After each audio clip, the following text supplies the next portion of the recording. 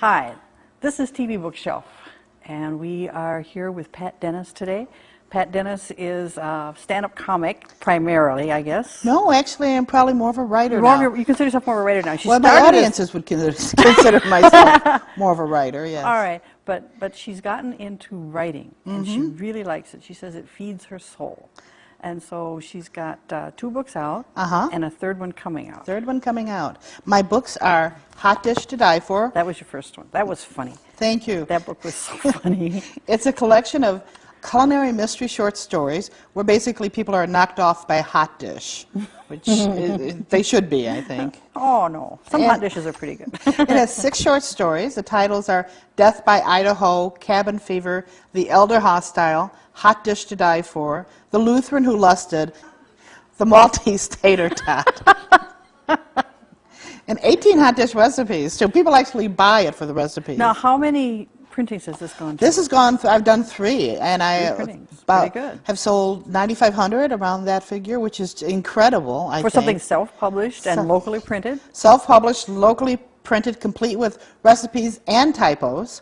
So, and it just, you know, it's gotten wonderful reviews, so I've been really lucky, and it's fun to sell, but I think it surprises a lot of people because people think of it as a, oh, maybe it's a Ole and Lena, but I'm a very serious writer, and they're kind of dark stories, so it's not like Ole and Lena. Thank you. That surprised me in them, because, you know, Hot Dish to Die For, it sounds funny, and since you have a reputation as a stand-up comic, I thought they'd be funny, and there's some funny stuff going on in them, but you're right, they're edgy, there's an dark edge to them. There's a dark edge. It's not Ole and Lena, it's more like Ole and Norman Bates. So, you know.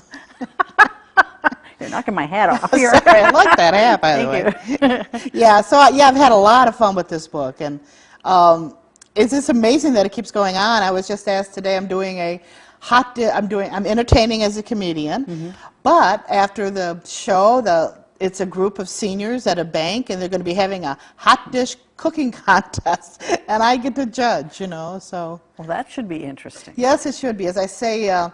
I'm from Chicago, so learning about hot dish was, it took me a while to understand Minnesota and understand hot dish.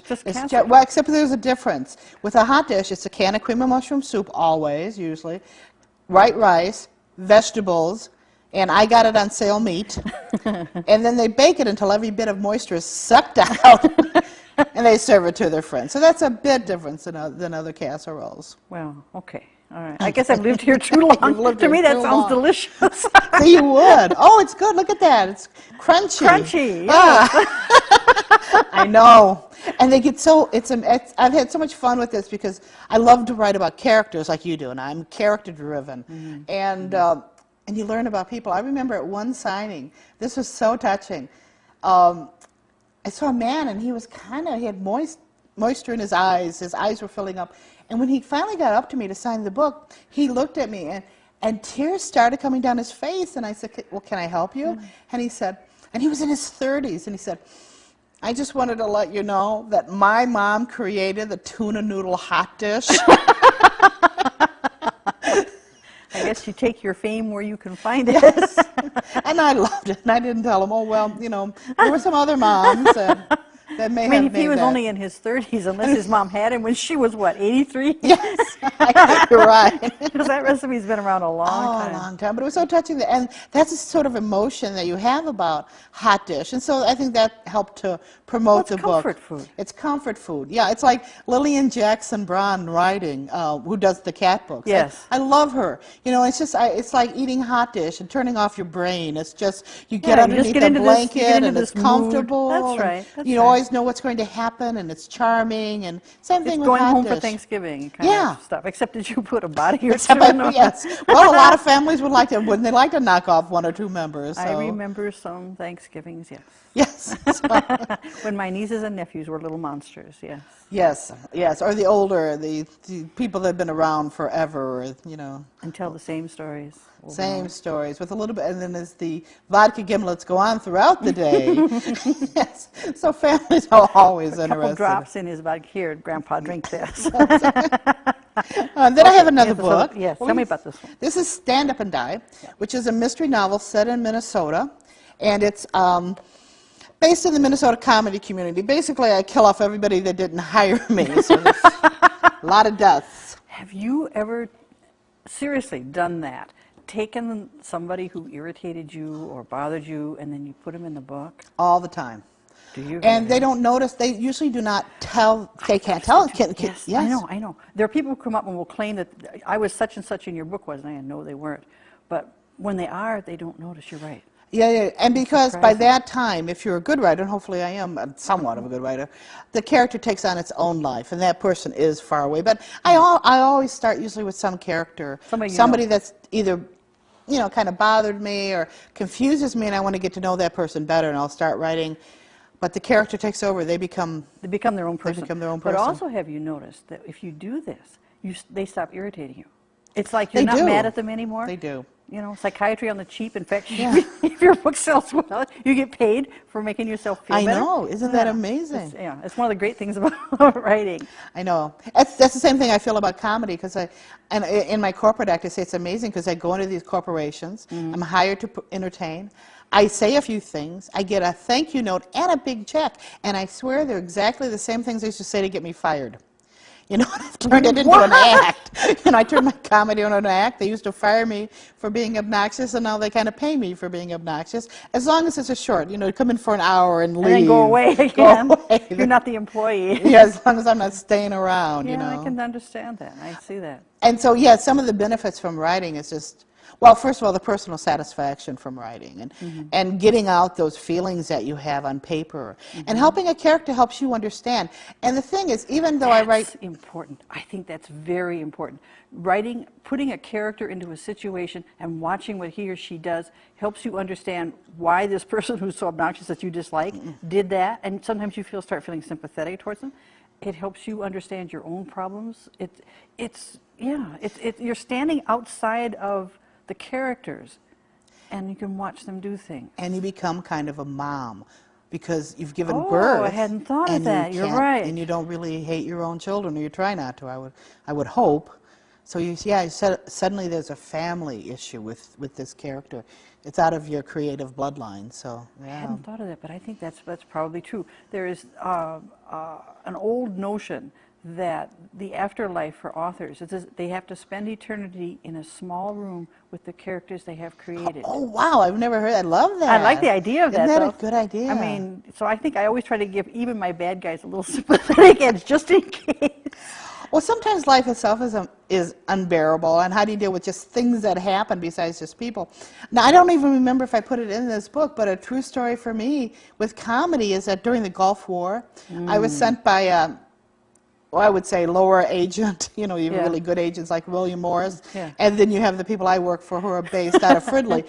And I was sent to entertain the troops at Minot Air Force Base during the Gulf War. 800 men, yes, who had requested a stripper. So, you know, it's like... Would it be dishonest to say they were a little disappointed? They were a little disappointed. I saw their faces, was surprised we won that war. And so that's kind of, you get these frustrations as an entertainer, and what's nice with writing is that I can, you know, get rid of them and just work it all out and put them in a book. And comedy, comedians always say, if something bad happens to them or something good happens to them, they say it's material for later. Well, it's the same thing with writing. Everything that happens in your life you can put in a book or that you read about. You know. And authors are real interesting. I was just at BoucherCon, which is, as you know, the world's largest mystery convention. Yes. This year held in Vegas. And somebody said something on stage that was very funny. Oh, and the audience laughed, and the writer said, well, you know, I just heard that phrase. She was explaining how writers listen. Yes. How you listen all the time and how you incorporate that into your writing. She said she heard it in a restaurant, she loved it, she wrote it down. It's going to be in her next book. And at the same time on the panel, 5 of the other authors said, and it's great, it's going to be in mine, and about 20 people in the audience, because, you know, we all experience. Everything is material, and you're right, you're always listening. Oh, yeah. And part of you is always taking notes, and it's kind of uneasy making, but at the same time, that's how real life gets into books.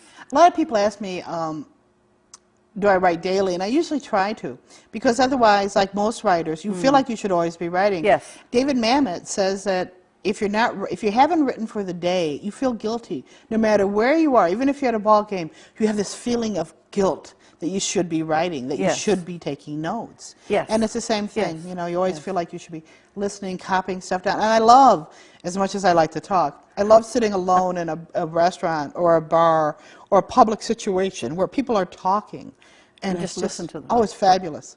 It's just fabulous. The other night we were at a theater event, and before the theater opened, we had 3 charming young women behind us who were chatting away about becoming supermodels. And it was just, and they had their plans, you know, and it was down to a detail. So if I ever decide, I know now, if I ever decide how to do this. And it was great, and I just really wish I had had my notebook so that I could use that in some character later, some you know, young woman who'd like to be a supermodel, because I didn't really have a clue as to what's involved in what's that. involved and their feelings about it. I mean, it's the same as we used to feel about becoming a rock star. I guess the thing now is to be a supermodel. A supermodel. Yeah. I just thought you just walked around and never ate anything, you know, more Never than a lettuce leaf a day or something. That's it, I think, but you get paid well, I hear. So. Cindy Crawford does not have to temp. She doesn't have to go out and do a temp job anymore. That's true. And many writers do. As you know, writing's a struggle always. Yes, yes. Now tell me about, you've got a book coming out. I have a book coming out that I'm so excited about. It's the first time that I self-publish these books. So the publishing company was all about me before. And so now I'm doing an anthology of other authors. So it's still all about me and other authors. Well, have you got a story I have one story in it. 25 short stories. The book is called, well, the book is a collection of short stories where the crime occurs more than likely in the bathroom or around the bathroom. And it's called Who Died in Here? Yes. And it's a fun book. I have wonderful authors, people like Thomas Bray, who was writer and producer for Designing Women and Evening, Nash Bridges, Evening Shade. Great. Oh, I loved Evening Shade. Oh, yeah. You'll love the story. It's called Hardworking Red. Great story. All right. Chris Neary, R.T. Lawton, who's published many, many, many short stories, and Alfred Hitchcock, which is a great magazine. Yes, it is.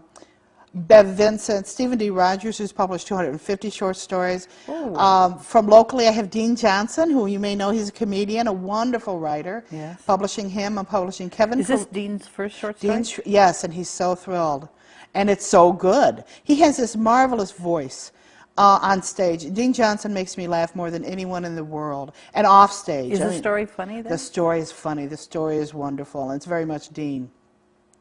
It's great. I just love it. I bet he's all excited. I mean, oh, he is so excited. Because yeah. I remember when I sold my first short story, it was such a thrill, such an exciting thing to get the book and hold it in your hand and see your name in there. And he didn't know he was being paid. The other authors knew. He would have done it but for he free. would have done it for free. But I said, no, you have to be paid. And he didn't realize that to be in Who Died in Here, I paid $25 in an air freshener. So, and that's another reason I think a lot of people, I have people from Wales. I have an author from Wales in the book. I have 2 from Canada, great writers. So it should be a wonderful book. It'll be out in a few weeks. Well, our publication party is January 31st, Saturday, from 1 to 4 at Once Upon a Crime, which is a wonderful, wonderful bookstore. Wonderful bookstore in Minneapolis. Yeah, Pat 5 of the Thorpe is authors great. will be there. Lance Sarimba from Sioux Falls will be there. Kevin Carrillo, a professor up in Fargo-Moorhead, creative writing professor. He has a story. He'll be there. Myself. Jeremy Yoder, who is this wonderful. Why do I think I know that name? Well, he's in his mid-20s from looking at his picture. And this is he's won a couple literary contests. Maybe that's right. He's brilliant. Is he? I'm putting him in there because I think he'll become huge. He received one of the highest ratings from our readers, and he's 25. And he's competing against people like Tom Bray. Wow. So I'm thinking he's going to become really big, and I'm going to try and, suck off of him now when I can, so that when he's real big, like Stephen King, he can just, but buy he'll me a remember car. because you gave him a start. I gave him a start. Well, it's a wonderful story. I fell in love with the story. And I didn't know all of this before I sent him a congratulations email and found out all the other stuff. Yeah, great. So we're going to be having fun. There'll be 5 of us there today. We're going to be celebrating somehow. We'll be food, and we'll be doing readings from the stories, and probably giving away, I'm thinking of giving away a plunger as a door prize. So. And the thing is that in the book, I refuse to allow bathroom humor. You know, I did not want it to be considered, these are like these are stories. I wanted them to be a good story. No bathroom humor and no profanity, because it would get real tiresome real soon over and over again with this kind of a book. Right. Send me a quality short story, and they did. They did. And it was interesting being a publisher, reading all these mysteries. How many submissions did you get? Did you get a lot? Probably about 250. Which I think is a lot That's for being a huge tiny number. It is, and I did not allow electronic submissions, so they were all mailed in, because I figured anybody that could hit an enter key would be sending me a story of some sort. Yeah, and you'd probably get some not very good ones. Yeah, so, and I thought, well, if they could walk to the mailbox, there's a good chance, you know, a little bit more serious about their writing. And, you know, by and large, they were very good. Most of it just, some of them was interesting, same plot line. As a writer, you would be, same, 6 stories that were the same, which was, you're reading the story, and then at the end you realize the body they're talking about is a goldfish in the toilet. 6 of them with that same plot line. So I found that interesting. What's it, great minds think alike? Or the opposite. Whatever. Did you use one of the goldfish stories? No, I didn't. And they were cute. They were real cute. But I wanted really stories that would stand on their own. That had nothing to, you know, that they were just not They weren't for not this. necessarily bathroom stories. Yeah. But they had. They stand on their own. They're all really good stories. And interesting people, so it's fun for me to be a publisher and dealing with 25 authors. I did not realize the amount of time that would take. So sending contracts, sending emails, talking to them about each of their stories, and now I have to hopefully, you know, get them all of the stories to do the final proof before it goes to the printer.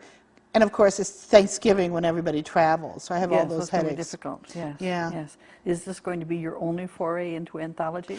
I believe, well, if this is successful, then I have a friend who's working with me, working with the company. You know, or Bobby Johnson, who is she's president this year of Sisters in Crime. Yes. And which is Twin Cities Sisters in Crime, which is a wonderful organization both you and I belong to, right. which is mystery readers and writers and fans, and it's just great. And you get to meet everybody, and you sit every month and you talk about books, and you usually meet somebody, anyone from an author such as William Kent Kruger to a forensic scientist who talks about icky stuff that we all go, you know. Yes. We had a fireman last time. Oh, did you? And he's a fire marshal, so he was talking about arson fires. And I asked him, do you think that you could set a fire and get away with it? He says, piece of cake. And he was so confident. I don't know whether to challenge him. Oh, we should, yeah. Say, go ahead, we'll have somebody else come in and see if they can do it. See if they can detect it. I love it. You. Oh, and I tell you, Sisters in Crime has really helped me, and I think if anybody wants to write mysteries, it's a great organization, and they just have to do a Google search. Yeah, and they'll Sisters find in it. Crime, yeah. Sisters in Crime, Twin Cities, they'll find it on Google, and they can come to the meetings. I mean, it's just wonderful. Right. And if you want to know more about Pat's books, TVBookshelf.com, which is the website for this great show. Yeah. And then I have a couple websites. I have PenuryPress.com, which is the name of... That's Penury. Y Press. Penury Look Press. it up in the dictionary for another laugh. Means poverty and extreme poverty. And then also HotdishToDieFor.com. Oh, it has its own website. It has its own website. Yeah. Oh, okay. All right. Yeah, good, yeah, I good. do. I have, and then I have ComedyByPatDennis.com. I have, you know, I just have I have a lonely life. I have not. Yes, I do. I just sit around on a. What am I doing? I don't have a date on a Saturday night because I'm married, and so then I'll do that. I'll set up. I do my husband. I'm sorry. I do have a great husband. My hat is falling off again. I love that hat. I love hats. I wear hats. I know it's your signature. Yeah. It is your signature. Not ironing my clothes is my signature. That's what they notice about me. That's the signature. Okay, I want to go back to this VoucherCon in Vegas. Oh. It seems to me Vegas would be just a great city. Did you do a lot of stuff in Vegas? Oh, I did. I gambled too much. You know, you eat Did too you much. really? Oh, yes. I am pathetic. What kind of gambling do you do? Foolish gambling. You know, slot machines, which, you know, no, one-armed bandit. No, yes, Vegas was not good for me that way. And it's a huge place to have a convention like that, because we have a couple thousand people at the convention. Yeah, VoucherCon is one of the really big ones, or if it's not the biggest. It's not. It is the biggest. Ruth Rendell was the guest of honor, and I met her, so you know, it doesn't get better than that. Yeah, but you were on a panel. I was on a panel with other culinary mysteries. writers and scholars, actually. So we were talking about all sorts of fun stuff. And I got to ask them, I said on the panel, if I had Raymond Chandler on stage, I would want to ask him what's his favorite gun or favorite way to kill someone. So I asked these culinary mystery writers what was their favorite food, and they were just salivating all over this. It was so funny because they were oohing and eyeing about chocolate, about pâtés, and everybody in the audience was laughing so hard because you realize why they write culinary mysteries. Because they're really into that. They're really into it. Yeah, they were. Oh, it has to be fresh raspberries. Yes. Oh, with cream. Yes, and they're going on and on. Well, what's your favorite dish? Oh, food, any. Probably any. Oh, no. I don't, you know, okay. I mean, I don't, are you, you know what I you're not a really, huge fan of Hotdish, are you? No, hot dish would, I mean, actually in the book I have some really good hot dish recipes, and I absolutely love one called Cheap and Easy Cabbage Hot Dish by Sharon Rush. It is so good, and I heard that it was Hubert Humphrey's favorite hot dish. Really? And it's so simple. It's cabbage, ground beef, and tomato soup. That's it. Not cream of mushroom? No, Oh, tomato soup. And you bake it in the oven, and it is so incredible. Wow. Oh, it's 3 ingredients, and I actually make 3 that a ingredients. lot. I make that a lot, and it's so good. Yeah. Wow. So I like that. But I'm Southern. I have a Southern background, and so when you have a Southern background, and you come from a family that's fun and dysfunctional, which is the same thing, you're just destroyed with food. I actually had an aunt say this to me. My Aunt Sylvaline, loved her dearly, said, "Now, Patty, you're going to like that ham because it's got fat on it, and when you chew it, it gets bigger in your mouth. Now, that's good ham."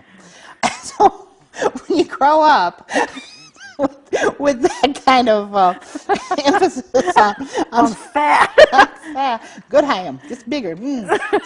So I love Southern food, like cornbread and sausage and gravy, all the really real good thing. stuff. You know, you can get grits up here now. I mean, you can get grits. There are some Yes, you restaurants that can. serve, but it's not the same thing. No, you got to be down south. You got to be down south. Got to be That's down right. south, and you got to put pepper on it too. I was near Vicksburg, and I stopped by this independent restaurant. It wasn't a chain or anything, and I guess it got bigger in my mouth. It was the best ham and grits. It had flavor. Oh yeah. And up here, it's like cream of wheat. You know. Oh, I know.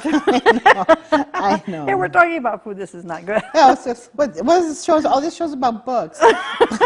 But I write culinary mysteries, and we were talking about the convention. Yes. And you just came back from a convention too, which was Magna in Indiana. So there's conventions all over the country.